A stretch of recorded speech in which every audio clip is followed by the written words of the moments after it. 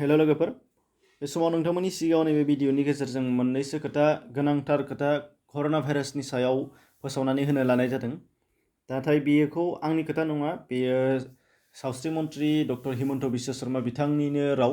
दा बे बेलायावहाय मा जानो हागौ नोंथांमोना नुनो मोन्दों जे गावबागावनि गोसोआव थानाय बा गोबांनि खुगायाव खोनानो मोननाय सोंथिफोर जे कर'ना भाइरासनि फाहामथायाव रां लायो नामा, बेसेन लायो नामा, एबा सिगाङाव लायाखैमोन दा लाग्रा जाबाय, दा बेफोरनि खोथा आरो लादोंबा मा मायाव लादों, मानि थाखाय लानाय जायो, बेफोर गासै खोथानि बागै नोंथांमोननो नैबे भिडिअनि गेजेरजों फोरमायगोन। नाथाय बेखौ बिथां डक्टर हिमन्त बिश्व शर्माया थांनाय 4 सेप्तेम्बर खालि गावनि जनता भवनाव गावनि प्रेस मिटआव बुंनाय जादों। दा बे प्रेस मिटनि गेजेरजोंहाय बिथाङा मा फोसावदों बेखौल' खिन्थानानै होनाय जागोन, आरो बेयाव माखौ बुङाखै बेखौ आं नोंथांमोननि सिगाङाव बाहाय बुंनाय नङा। बेखायनो गोबाङा उल्थां फाल्थां सोंथि सोंहरगोन जे आरोबाव ओरैबायदि जागोन होननानै। नोंथांमोना बेफोरखौ गोनो गोथो खालामनो नांनाङा, नायफिननानै खेबसे नोंथांमोना बावनो क्लियार खालामना लानो हानाय जागोन, आरो जेखौ बुंदों बेखौल' खिन्थानानै होनाय जाखादों। दा फार्स्टआव नोंथांमोननि थाखाय दिन्थिनानै होदों दे COVID-19 फाहामथायनि थाखाय जेबो रां लानाय जाया होनदों।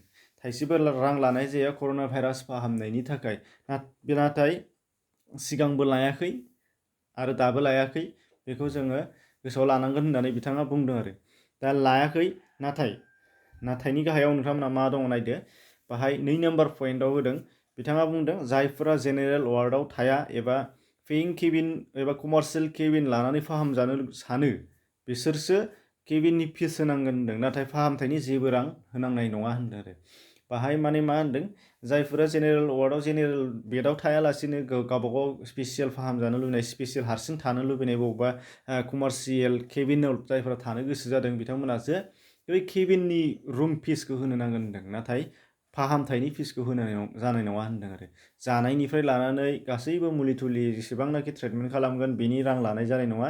दा बियो हारसिङै फाहामजानो लुबैदों नालाय, ओंखायनो बै थाग्रा रुमनि थाखाय लानांगोन एबा फिसखौ होनांगोन होनदों आरो।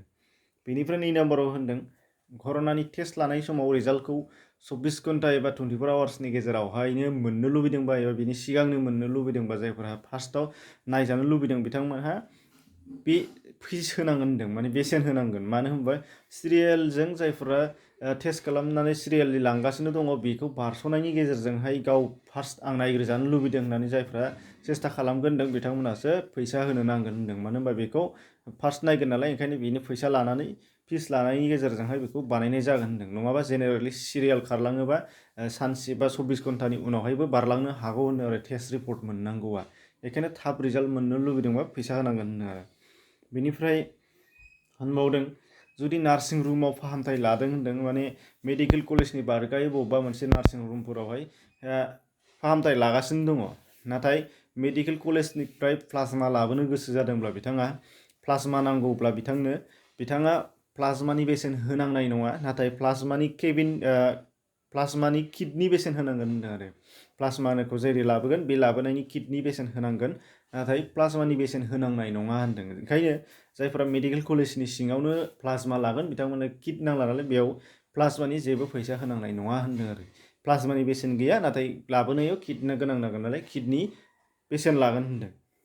बेनिफ्राय नम्बर 5आव बिथाङा बुंदों कभिड केयार सेन्टारनिफ्राय नेगेटिभ जानानै फाहामनाया फाहामखांबाय 14 दिनानो जा इसेबांखि दिनानो जा, फाहामखांनायनि उनावहाय जायफोरहा न'आव थांनांसिगौ नेगेटिभ जाबाय, बे समाव हगारहरनायनि बेलायावहाय जिल्लानि सिङावबा खाथियावनो बेखौ दोनलांनाय जागोन होनदों गावसिनि गारिजोंनो। आरो जुदि दोनलांनाया गोबां जागोन नालाय, सरकारि गारिखौ जुदि नेनो हालाबा गावबागाव भारा लानानै बा गावबागाव गारिजों थांनो हानाय जागोन होनदों। अब्ला बेखौबो गारि भारा लानाय जागोन आरो, माने गावबागाव होनानै थांबाय नालाय। आरो डिस्ट्रिक्ट मोनसेनि सिङाव फाहामथाय लायाखैबा गुबुन मोनसे, हमना ला गुवाहाटि मेडिकेल कलेजनिफ्राय ओरै आप टु जोंनि क'क्राझार ओरैजाय सानजा तिनसुकियाहालागै गोजान जिल्लाफोरनि फाहामथाय लाग्राफोर दङबा बिथांमोना गावबागाव गारि लानानै थांनांगोन आरो, बेखौ होनदों। बेखायनो गारिया गावबागावनि जाहैबाय। दा बे बेलायाव गारिया गावबागावनि नालाय रां होनांनाय जाहैगोन आरो। दा बेफोर खोथाखौ मैया बिथाङा प्रेस मिटआव बुंदों, मैया माने थांनाय 4 सेप्तेम्बर खालि। दानिया बेजों लोगोसे बिथाङा बुंबावदों मोनसे बयनिबो थाखाय गोनां नैबे एबारावहाय, जे COVID-19 जायैफोरनि थाखाय गोनां जालायबाय नैबे बाथ्राया। जा माने कर'ना भाइरासनि थाखाय दा गोबां सम जाबोबाय, बुंनो थाङोबा 3 दान 4 दान जालांगासिनो दं। दा आरो माला जोबहैगोन खुनु माबा गैया। बेखायनो लकडाउन कमप्लिट होनायनि खुनु चान्स जाला होनदों। मानो होनबा लकडाउन कमप्लिट होयोबा गोबाङानो जोंहा लस जायो, साफ्रोमबो नोगोरारियानो सोलिनायाव जेंना जायो, रांखान्थिनि खोथा दं। बेनिखायनो बिथांमोना बन्द'खौ कमप्लिटलि फोसावनो हानाय नंला होनदों आरो सेन्ट्रेलनिफ्राय जेखौ फोसावगोन बेखौसो स्टेटआ लानो गोनां जानानै फैगोन होनदों।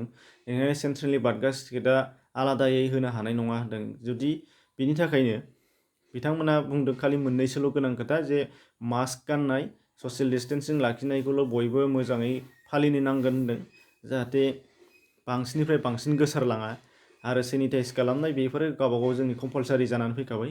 बेखायनो बेखौल' खालामनो गोनांथार जागोन होनदों। बेनि थाखायनो मास्क गानैफोरखौ, पाब्लिक प्लेसफ्राव मास्क गानैफोरखौ फाइन लानाया जोबोद गोनांथार जानानै होगोन होनदों। बेखौ एकदम कम्पालसारि मेन्डेटरि खालामना होगोन आरो।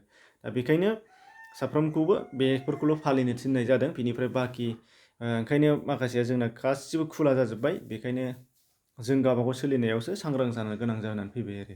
दा बेखायनो जों साफ्रोमबो सरकारनि सायाव भरसा खालामालाबानो गावबागावनो सोलिनानै थानाया गोनां जानानै फैबाय जिहेतु। आरो जों नुगासिनो सानफ्रोमबो गोबांनिफ्राय गोबां बारायलांगासिनो दङ। दा बेनि बेलायावबो गोबाङानो जों नेगेटिभ सानो बा गोबाङानो पजिटिभबो सानो, अब्लाबो जों हमनो हाया जेसेबां बुरजा बुरजा मोनगासिनो दं, बोरै मोनो मायो जों दा बेफोरखौ हमनो हाला। जिहेतु फाहामथाया एबा भेक्सिना जिहेतु जोंनाव रेडि गैया, भेक्सिन मोनजासिमहालागै जोङो बेखौ जेरैबाबो हजम खालामनानै थांखानांसिगोन, उफाय गैया। दा बेखिनि बेखौनो नोंथांमोननि सिगाङाव फोरमायनो थाखाय बे भिडिअखौ बानायनाय जादोंमोन। एसेनोसै, गोजोन्थों।